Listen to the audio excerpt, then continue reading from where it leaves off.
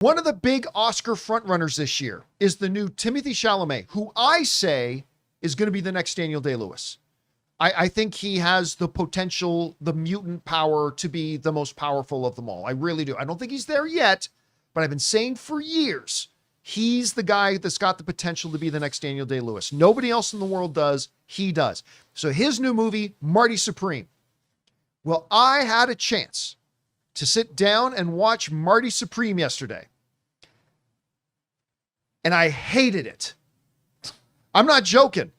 I thought it was terrible. And as of right now, as of my most recent checking in, and Jonathan, maybe you can double check on this, I believe it had like a 97% on Rotten Tomatoes, which, if you guys know, this was one of my most anticipated films for the rest of the year. Yeah. Because 89 reviews, 97%. Mine too, though. So you're harsh and my mellow. Now, okay, I want to remind everybody that mine is but one man's opinion, right? Like, it's got a 97%. I want you to keep that in mind. All film is subjective. I can only communicate to you my personal experience with it, okay? And as in all movies, personal experience will vary from person to person. But as somebody who was so excited for this movie and who is I think it's fair to say, other than somebody named Mama Chalamet, I am probably the number one supporter of Timothée Chalamet. I think this guy is, again, 9,000 doesn't even touch it. He is beyond. He is just like another level of actor that we only get to see once in a generation, I think. And this movie sucked balls. Get it? See what I did there? Because it's about ping pong. Anyway, but it does. It sucks balls. This movie sucks. And then let me tell you what's good about the movie. The production design, absolutely gorgeous. It's beautiful. The costume design, the set design, the cinematography, from a technical point of view, chef's kiss. Excellently done. If I watched this movie on mute, I probably would have had a better time. The other thing that is excellent about this movie, the performances across the board. Like, let's even start with whatever Shark Tank guy's name is. Kevin Leary. Iwaki? Well, yeah, sure. Leary. That's it. O'Leary. That's his name. You know what?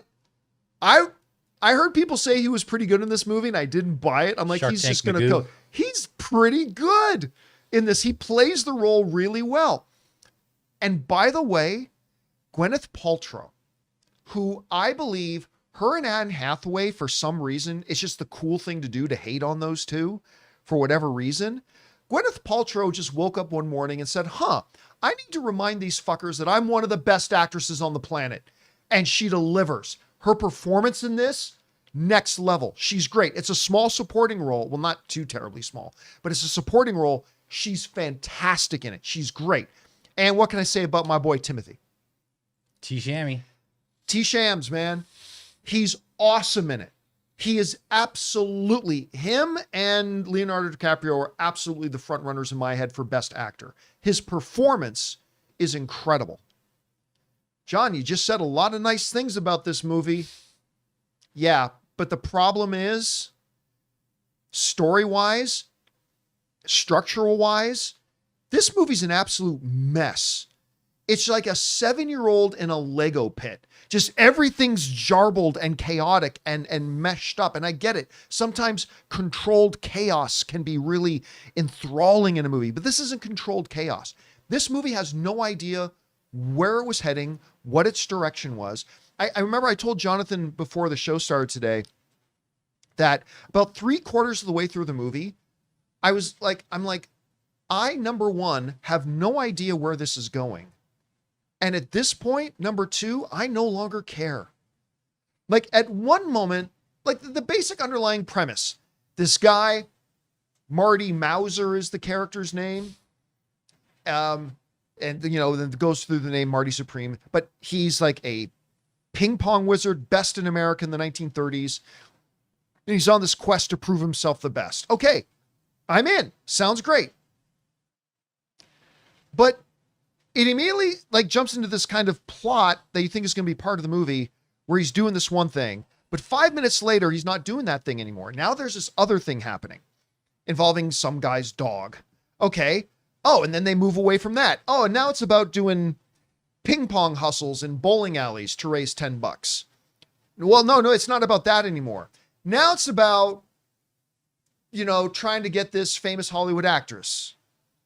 All right, now it's not about that anymore. Now it's not an anthology movie. It's like, you think, John, that just sounds like no, it's not an anthology movie.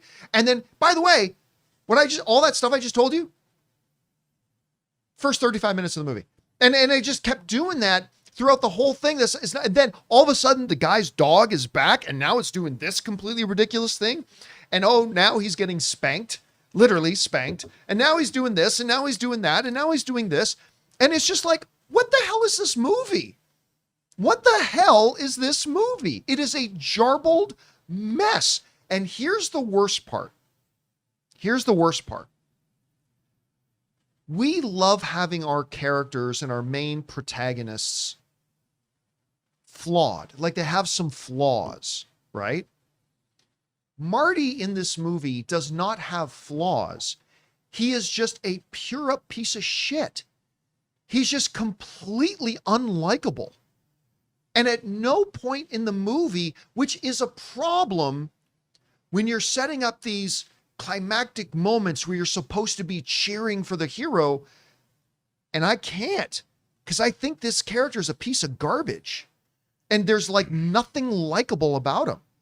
And so when you have a character that there's literally nothing to like about them, and they're just consistently coming across as an absolute dickwad, then you can't get attached to it or care about what happens to them.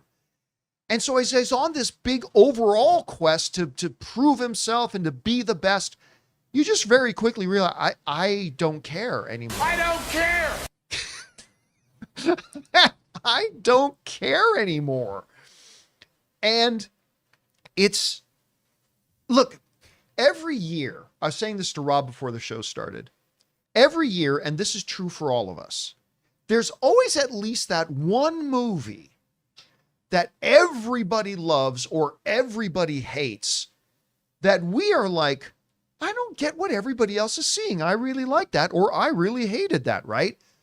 For me, this year, that movie is Marty Supreme. A truly horrible movie in my estimation. But again, I want to remind everybody, don't cancel your tickets just yet. I do want to remind you, it does have a 97%. Yeah. I am in the vast minority here, okay, guys? If you've been really interested in this film, you got your tickets. Do not cancel your tickets just because I didn't like it. Almost everybody else does. We all have that one movie. And again, this year for me, it is Marty Supreme. Guys, we want to take a second to thank a sponsor of this video, Aura. Guys, if you are anything like me, you swear every year you're going to be on top of your Christmas shopping, and then suddenly it's December 20th, the shelves are empty, and you're standing around in Target asking yourself, does my aunt even like candles? But this year, I am not doing that because of Aura Frames. It's completely saved me. See, I always struggled with what to get people in my life, but this year I'm going to give out a couple of Aura Frames, and it's hands down the most personal, meaningful gift that I can possibly give. And here's the best part. Aura lets you upload unlimited photos and videos. Plus, the frame comes in a premium gift box with no price tag, so it feels like a classy, well thought out gift, even if you bought it last minute. Guys, you can't gift wrap togetherness, but you can frame it. So for a limited time, save on the perfect gift by visiting auraframes.com to get $35 off Aura's best-selling Carver matte frames named #1 by Wirecutter by using promo code CAMPEA at the checkout. That's auraframes.com, promo code Campea. This deal is exclusive to our listeners and frames sell out fast. So order yours now to get it in on time for the holidays. Support the show by mentioning that we sent you at checkout. Terms and conditions apply. Rob, I couldn't be more disappointed in this film. Like seriously, because you know how excited I've been for this film. Me too. And it's just off. Oh, let me say one other good thing about it. The visual effects of the ping pong playing, flawless. Not just that it looked good, it's that it felt real.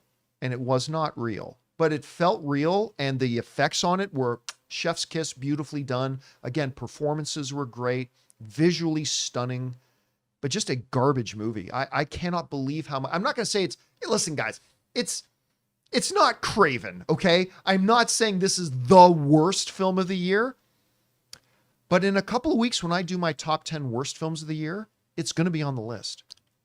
It's going to be on my list. It won't be on anybody else's list, but it will be on mine. So anyway, Rob, I know I'm kind of harsh in your mouth because you've been looking forward to this movie, right? Now, come on, you've heard good things about it too from other people, right? Look, I really wanted to like this movie.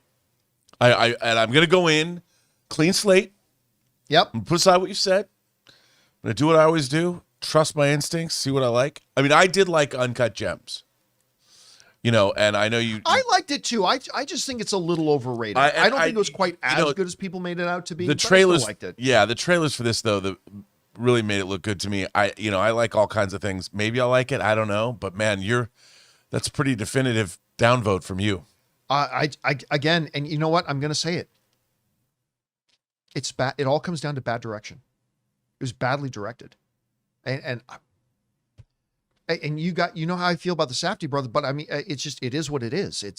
I just felt like it was badly directed. Anyway, guys, all film is subjective. Just because I didn't like it doesn't mean you won't.